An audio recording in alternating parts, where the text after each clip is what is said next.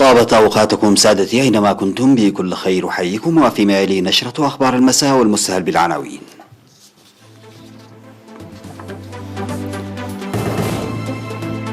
تشخيص إصابة 3 أشخاص بفيروس كورونا اليوم في البلاد.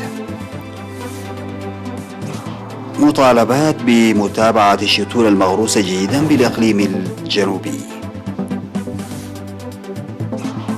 الحوادث الناجمة عن الأمطار الغزيرة في القاشبركة تخلف أضرارا في المواشي. إجراءات عزل شاملة في ثاني أكبر مدينة أسترالية مع تفشي كورونا. ترامب يحظر أي معاملات أمريكية مع تطبيقي تيك توك وويتشات. استسلام مسلح للشرطة بعدما احتجز 6 رهائن في بنك فرنسي.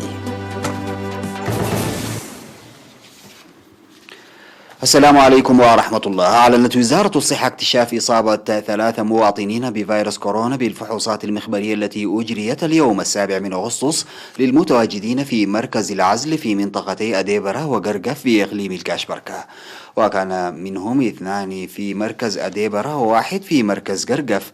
وقد عاد جميع المصابين في الأسابيع الماضية من السودان بطرق غير نظامية. في غضون ذلك شفي 20 من المصابين الذين كانوا يتلقون الرعاية الصحية في مستشفيات إقليم الكاشبركة، وتم تسريعهم إلى منازلهم.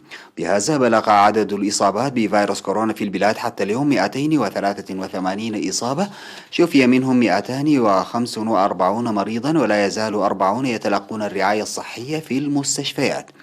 ورغم أن التحرك من وإلى دول المنطقة لم يسمح به حتى الآن، إلا أن تدفق المواطنين العائدين إلى البلاد بطرق غير نظامية من السودان وإثيوبيا واليمن وجيبوتي لم يتوقف حتى الآن، حيث عاد حتى الآن 12375 مواطنا. وزارة الصحة أسمر 7 من أغسطس 2020. طالب مسؤول سلطة الغابات والحياة البرية في الإقليم الجنوبي السيد جبر ميكائيل برهه طالب القرى باتخاذ مسؤولية متابعة رعاية الشتول التي تغرس سنويا في موسم الخريف، وأوضح عن غرس أكثر من 6 ملايين شجرة في السنوات ال5 الماضية عبر برنامج العمل الصيفي الطلابي والمجتمع وعمال المؤسسات الحكومية والأفراد، لكن نسبة النمو لم تتجاوز 55% لشح الأمطار وعدم الرعاية اللازمة. وقال إن الأشجار المستوطنة المغروسة في الأماكن المجدبة قطعت لاستخدامها وقودا للمنازل، فيما أكلت الأغنام أوراق الأشجار المغروسة لتجميل المدن. وأشار إلى العمل الجاري هذه السنة لغرس 1,400,000 شجرة من 19 نوعا من الأشجار، مشيدا بأنشطة التشجير الجارية عبر الأفراد وقوات الدفاع المرابطة في مناطق الإقليم. وذكر عن غرس أفراد قوات الدفاع لحوالي 40,000 شجرة في المنحدرات الشرقية، مع وجود إمكانية نمو جيد لهطول أمطار غزيرة. وأوضح السيد جبر ميكائيل أهمية المحميات لضمان علف الحيوانات والحفاظ على الثروة الغابية ونمو الحياة البرية والفوائد الاقتصادية. أفاد مراسلو وكالة الأنباء الإريترية بأن الفيضانات والسيول المتدفقة بقوة والتي عقبت الأمطار الغزيرة التي لا زالت تهطل في إقليم الكاشبركة ابتداء من الأسبوع الأخير من شهر يوليو المنصرم خلفت أضرارا بالغة في المساكن والمواشي والزراعة والبنى التحتية. وقد دمرت السيول والفيضانات الناجمة على الأمطار الغزيرة التي هطلت في 3 و4 من أغسطس نسبة بلغت بأكثر من 210 ملم، دمرت في تساني 250 من المباني السكنية، ونفقت 53 من الماعز والأغنام، وجرفت سيارة، فيما تسببت في إحداث أضرار في أنابيب مياه المدينة.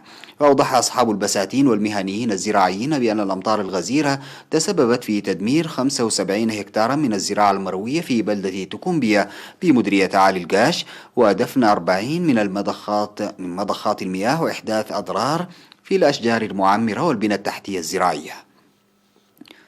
في غضون ذلك أفادت المعلومات الواردة مؤخرا بأن السيول الناجمة على الأمطار الغزيرة التي هطلت في الثاني والثالث من أغسطس في مدينة بارنتو تسببت في نفوق 46 من الأقنام في ضاحية سوسنة و38 من الدواب و16 من الأبقار، فيما دمرت في منطقتي أشوشن وأوغانا 27 كوخا سكنيا و 82 من الماعز والأغنام في ضاحية فتحي، وكذا أحدثت أضرارا في البساتين وأنابيب المياه. وأضافت المعلومات عن عطب أنابيب المياه ودفن الآبار جراء السيول المتدفقة بقوة. تشهد مديرية قلوج تسيير أنشطة فعالة تساعد في رفع مستوى الوعي للحد من ظاهرة الملاريا الخريفية. وأوضح مسؤول الصحة البيئية السيد ميكائيل جبرهوت إن مديرية قلوج هي إحدى مديريات إقليم الكاشبركة التي تكثر فيها الملاريا، لذلك يجب على المجتمع استخدام الناموسيات طوال العام، إضافة للرعاية اللازمة للإصحاح البيئي ودفن أماكن توالد البعوض والبرك والمستنقعات واصطحاب الأشخاص الذين ظهرت عليهم أعراض الملاريا إلى المؤسسات الصحية فورا. وذكر بأن الخريف هذا العام يشهد هطول أمطار غزيرة، لذا وكجزء من الأنشطة الجارية لمكافحة الملاريا تم رش 10 مناطق بالمبيدات الحشرية القاتلة للبعوض. من جهته قال مسؤول الخدمات الصحية في المديرية السيد جيلاي موسازجي إن الملاريا مرض قاتل، لذلك يتطلب الوقاية منه قبل ظهوره وإجراء متابعة جادة له، حيث تجري أعمال فعالة للحد منه مسبقا. أفادت التقارير الواردة من وزارة الصحة عن تقديم تبرعات مالية بلغت حوالي 400 ألف نقفة لتنمية صندوق التصدي لكوفيد-19. ووفق ذلك تبرع العمال الإريتريون بالخطوط الجوية ناس إير جوينت فينشر تبرعوا براتبهم الشهري أي ما يعادل 239,900 نقفة، ودير دبرسين ب50 ألف نقفة، وعمال الخطوط الجوية الإريترية ب24,976 نقفة، وأصحاب دكاكين القطاع الأول بمدينة كرن 14,531 نقفة، والقطاع الرابع بالمدينة 13,432 نقفة، وأصحاب دكاكين المواد الاستهلاكية بالقطاع الثاني في مدينة كرن 13,832 نقفة، وفي القطاع الخامس 11,484 نقفة، والقطاع الثالث 9,486 نقفة، والقطاع السادس 1,186 نقفة.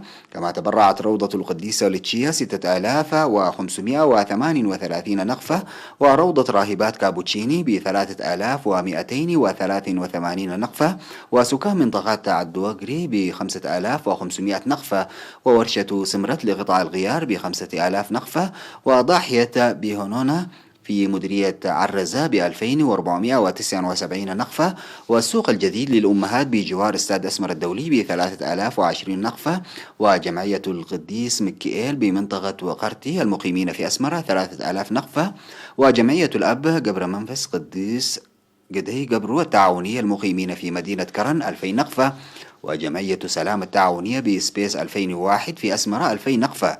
كما تبرعت جمعية سلام دكم حري دنبزان التعاونية ب2,000 نقفة، وجمعية مريم أدقنة بمديرية دكم حري 2,000 نقفة، وجمعية القديس ميكائيل التعاونية ببارنتو 1,477 نقفة، وجمعية مدهان ألم التعاونية بمنطقة دق بخري المقيمين في أسمرة، ودكان صالح عبد القادر للمواد الاستهلاكية، ومؤسسة مارتا لبيع وصيانة المواقد الكهربائية، وجمعية القديس ميكائيل بمنطقة ماي حرماز، وجمعية القديس جبريل التعاونية بأخرية، ودكان طابة وبوتيك صغي برهاني، ودكان محمد عبد القادر لبيع حزية الشدة، ودكان أبو بكر عبد القادر وصاحب بقالة فيوري، ومؤسسة كيدان في السهية للحدادة والنجارة. تبرع كل منهم ب1,000 نقفة. فاصل أيها السيدات والسادة ونعود لمواصلة الأخبار.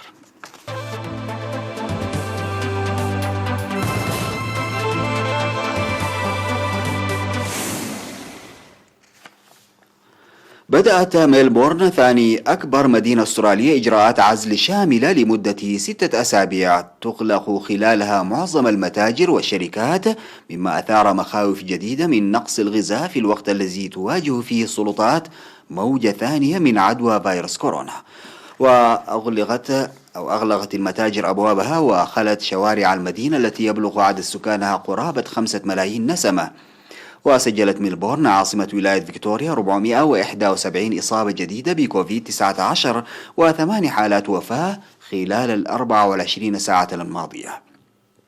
وسجلت أستراليا حتى الآن أكثر من 20,000 إصابة و255 وفاة بالفيروس، وهو ما يقل كثيرا عن العديد من الدول المتقدمة الأخرى. في غضون ذلك أعلنت اليونان أنها ستغلق حدودها البرية أمام المسافرين ليلا، وإنها أخذت إجراءات صحية عاجلة في جزيرة بوروس مع ارتفاع عدد الإصابات بكوفيد 19، في حين أحصت الولايات المتحدة أكثر من 2000 وفاة جراء فيروس كورونا المستجد خلال 24 ساعة الماضية، في حصيلة يومية لم تسجل مثيلا لها منذ 3 أشهر حسب إحصاء لجامعة جونز هوبكنز.